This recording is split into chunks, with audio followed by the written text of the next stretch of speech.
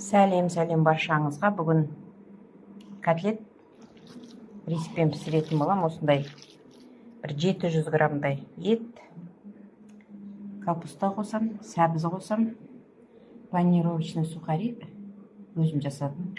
Нанды духовкаға кептіріп, неден өткізе салдым. И 2 жұмыртқа.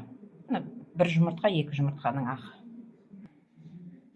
Осылай бәрін салдым. Мына жерде пияз салдым, капуста, сәбіз, панировочный сухари. Қазір тұз салам, перец салам. Мына жұмыртқаны қосам, сөйтіп жақсылап араластырам.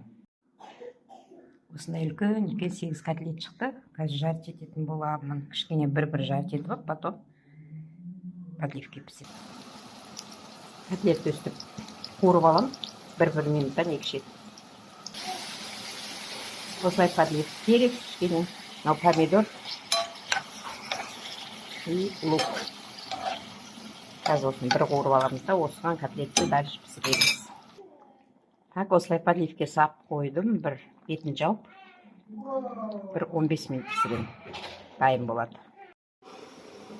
Так, гарниріне қазір күріш пісіретін болам. Морковты кішкене қуырып алам да, үстіне күрішті салып қуырам. Мына жерге күрішімді жуып, тазалап қойдым.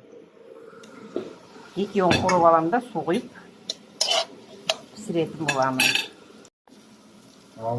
Так, күрішті қуырып алам енді қазір.